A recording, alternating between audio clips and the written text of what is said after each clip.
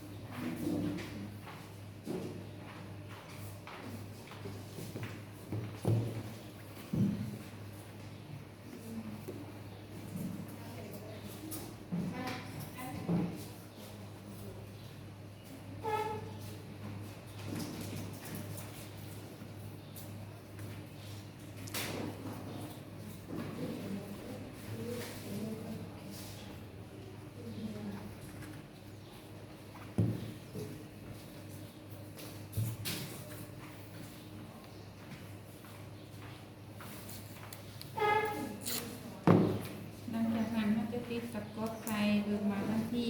เราจะไปอบ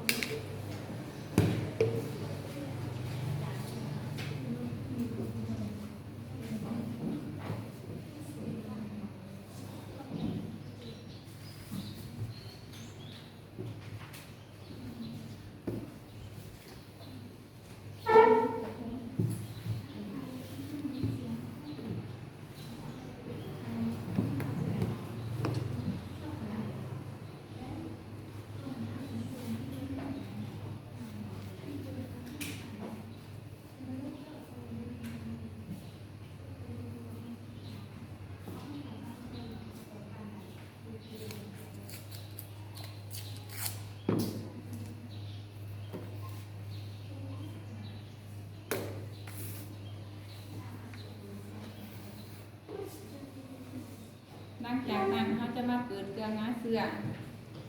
ก่อนจะเปิดเครื่องงาเสือคือเครื่องเขาต้องล้างมือหาขั้นตอนหลังจากนั้นเขาก็มาเปิดเครื่อง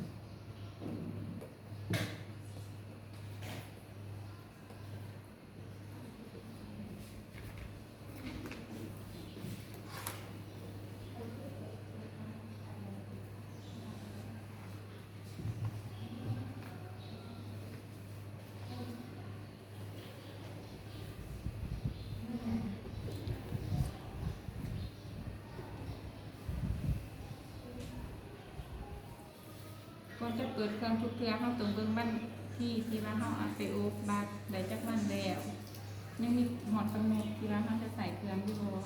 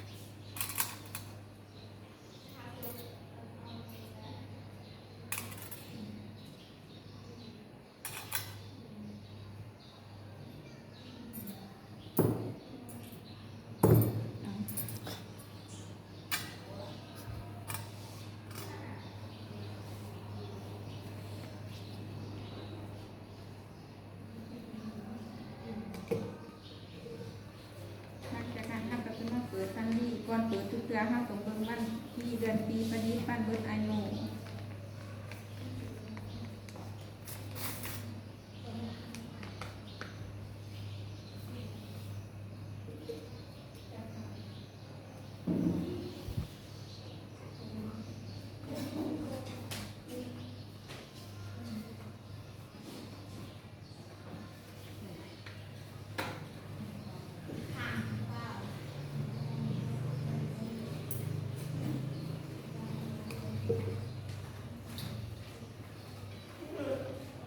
ก่อนเฮาจะนั่งใส่น้ำยาหรือจะไปล้างบาตรทุกเทื่อเฮาต้องหยด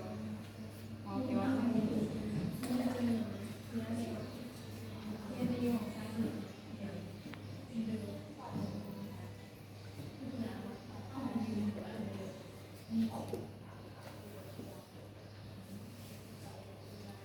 ถ้าเฮานั่งใส่เบตาดีนเฮาก็ต้องเบิ่งวันเดือนปีประดิษฐ์วันอายุ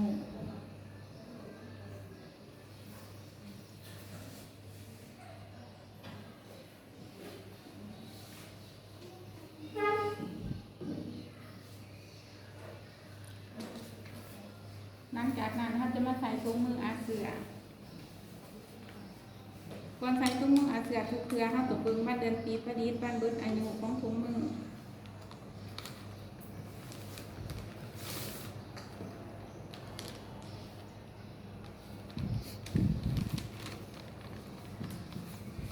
การใส่ถุงมือทุกเทื่อนอกสัมผัสนอกในสัมผัสใน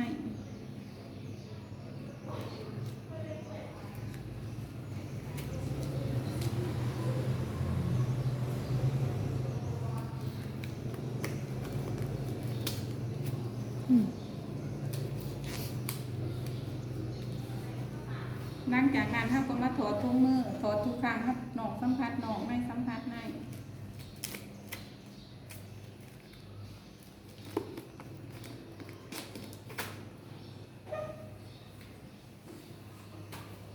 การสาธิตก็มีเพียงเท่านี้ขอขอบใจ